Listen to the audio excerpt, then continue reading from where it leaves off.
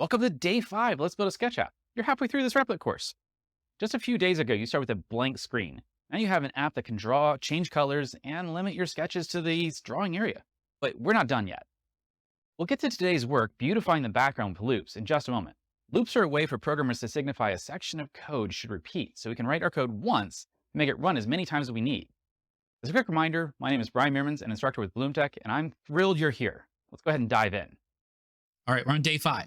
When I'm looking at this and thinking the functionality is getting there. We can draw now. We have the ability to draw only inside the lines. But I don't personally think it's the best looking program.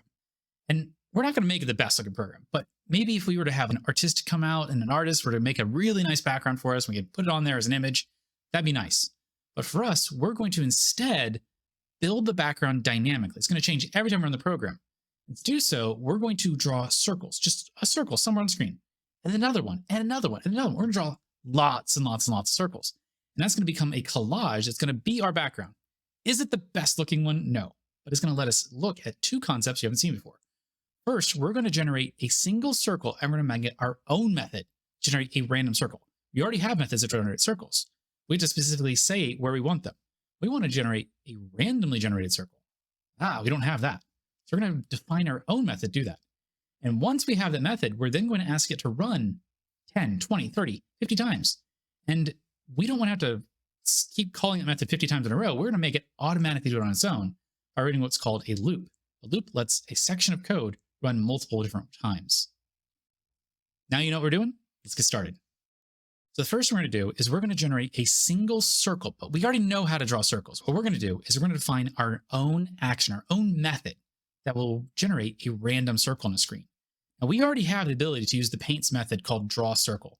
So it's similar to draw rect. You draw a circle, you give it the X and Y coordinate and a radius, and it puts it somewhere. You also define what color you want it to be. But we'd like to generate random colors and random coordinates all over the screen.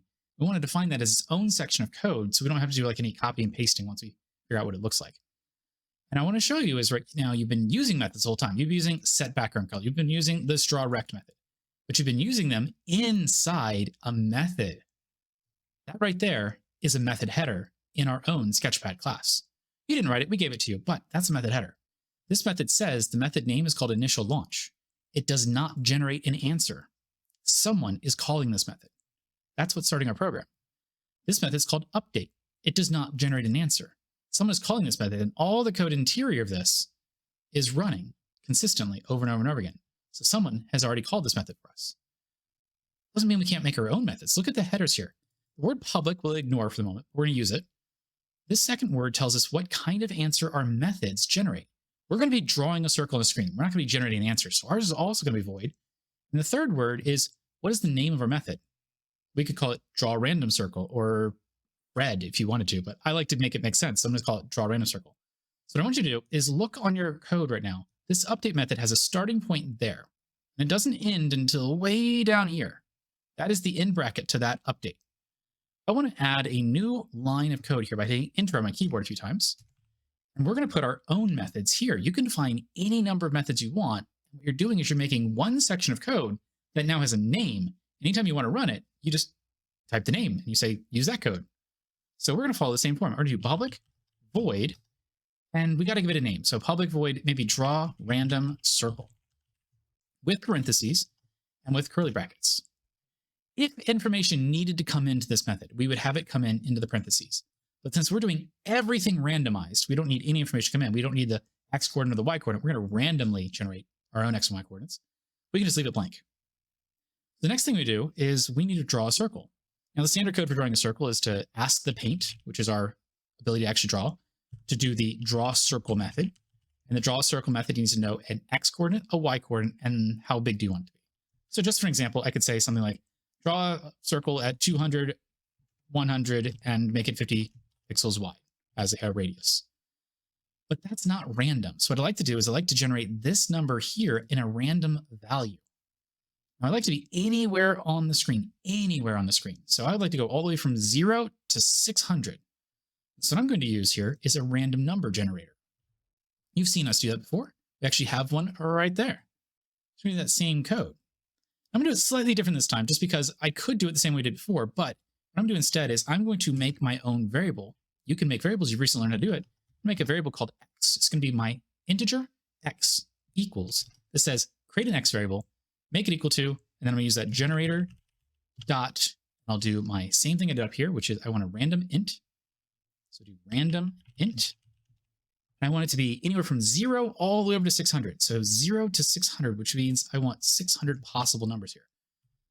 Technically, that'll get me from 0 to 599, but that's okay because actually the last coordinate over here truly is 599. And instead of putting 200 here, I can now just say use that variable x. I didn't need to make a variable here. And there's an argument that says you don't need it. I could have literally put this code that I've highlighted right in that location, and it would have been perfectly valid. But I think this makes it a little bit easier to read. So I'll make another one, int y equals, and generator dot random int. And since there's 400 possible pixels up and down, I'll say 400 possible numbers. That'll technically be a number from 0 to 399. I'll make that my y value. And the radius, I could leave 50, but I actually wanted to generate that one randomly too. So let's make a random variable for the radius. Let's make a int, we can call it r or radius, whatever makes more sense to you. I'm going to call it radius. And I'd like to do a random number. This time, I don't want it to go from 0 because that's just too small. So I'm going to use the other random number generator. I'll go ahead and show you it just in case you didn't know it. In the library, in the documentation, let's look at the generator PDF and let's open that in another tab and realize that there's actually two methods. You can tell it just a single number that'll go automatically from 0 to there, or you can tell it the lowest and the highest number you want. Technically, this is the lowest number you want, and this is not inclusive. So this one's inclusive, this one's exclusive. So if I wanted to say 10 to 30, I would do 10 to 31 for real. We don't care what those numbers are right now, so you can choose your own, but I'm going to say I want a number from maybe 10 pixels wide to maybe 30 pixels wide. We'll see what that looks like. That'll give me a number from 10 to 29. And let's make that the radius we draw a circle with. I now have a method that will generate a random circle on a screen. I don't know what color it is. I have not defined the color. So what I want you to do right now is pause and think, what if we wanted to do, before drawing the circle, we wanted to do paint.setFillColor. So we want to change what color it is. We want that to be random red, green, and blue. I'm going to go ahead and fill it in for you. Red, green, and blue, R, G, and B. And you make 3 numbers, 3 R, G, and B values up here that are randomly generated that go from 0 to 255 being the highest number they're allowed to go to. Can you try that on your own real quick? All right, here's what I would have done. I want a red value. Generate a red value equal to generator.random int 256 possible numbers that give me 0 to 255. I'm going to copy that. I'm going to paste it to give me a red, green, and blue. I want all of these 3 things to be calculated separately. And so now I'm saying set a fill color of red, green, and blue with those 3 numbers randomly generated and give me a random x and y coordinate and a radius. Everything's random. This one method has generated all the code we need to make a random circle somewhere on our screen. Now, just to show you it, I'm going to temporarily only, I'm going to get rid of our rectangle here in the background. So we don't have that background anymore. And instead, what I'm going to do is I'm going to add in, before we draw the rectangle I've just commented out, I'm going to go ahead and use this new method we've just generated. So now the question is, I've written this method. How do I use my own method? In the past, we've been using screens method and mouse infos methods and paints methods, but now it's my method. And to use your own method, there's actually 2 options in Java. You can actually type in the word this, THIS, dot. That is literally the keyword in Java that represents the current class, the Sketchpad. I would like to use the Sketchpad's draw random circle method.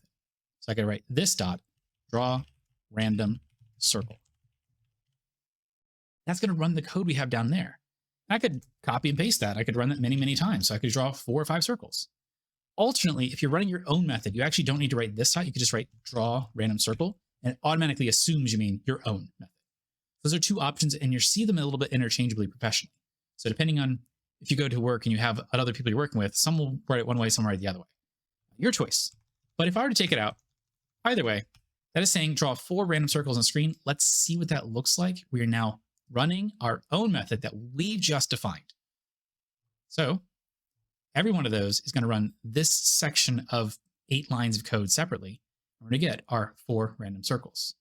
And they all came out to be a variation of green. They shouldn't have, unless I made a mistake here. That should have come out to be anything that it was on your screen is probably different, but hopefully you have the ability now to draw 4 random circles. That was our big step 1. Step 2, I want to generate lots of circles, not just 4, lots. So let's bring it up to the big concept of the day. Learning how to write methods is big. We need to write methods because you're going to use them all over the place. You've already been using them. We've been using predefined methods, but now you see how to write your own method.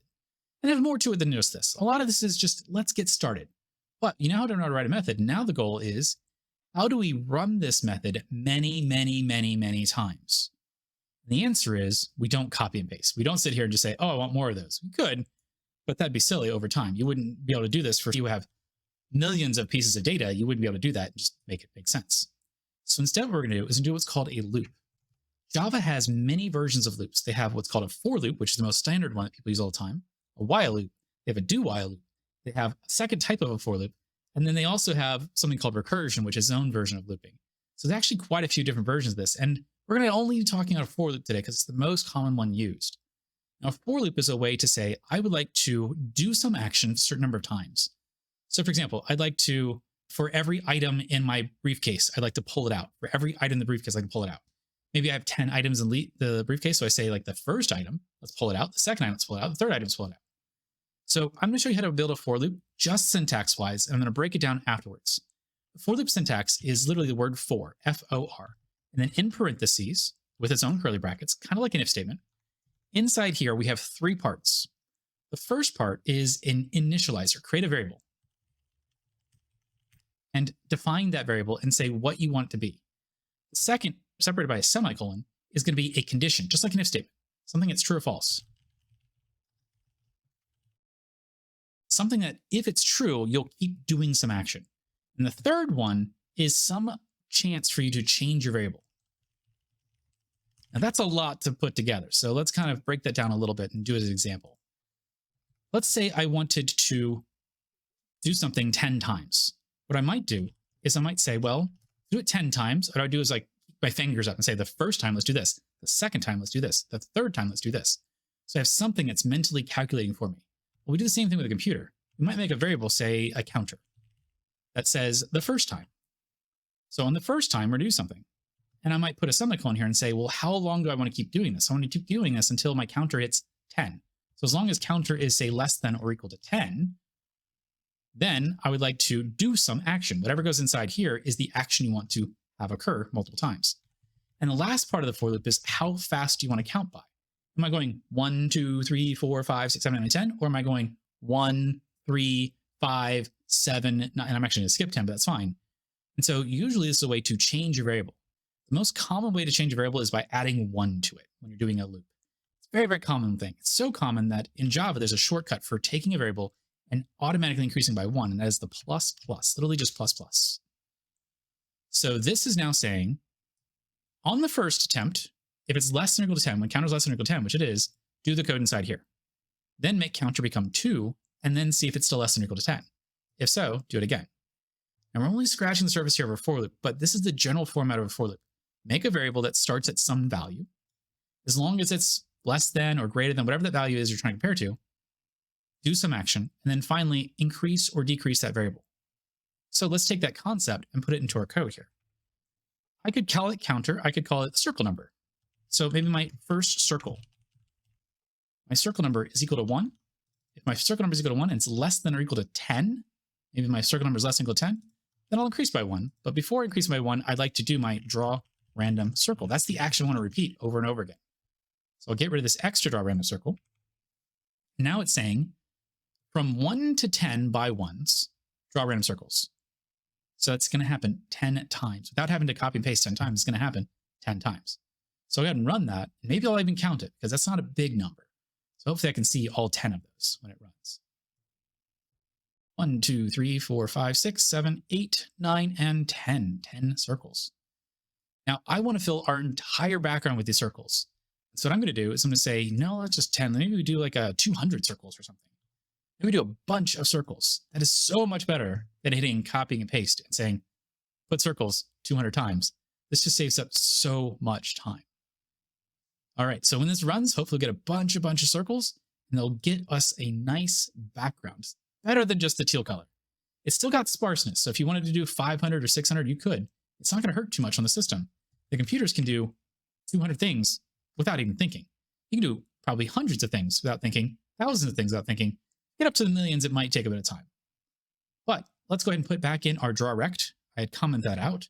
I didn't want to see the rect. I wanted to see all these circles, but now hopefully we will have a background that's running a method that draws a single random circle, and we're using that method many times with a loop.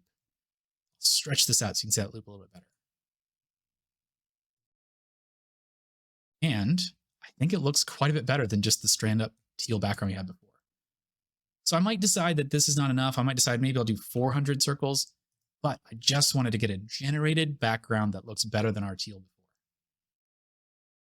And there you go. Is your program coming along? Is it getting better? I hope so. Your sketch app is getting cooler by the day. Have you shown anyone your progress so far? Don't miss out on this opportunity to shout out yourself and the amazing work you're doing.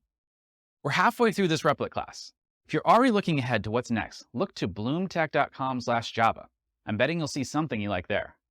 Then meet me back here for day 6. See you then.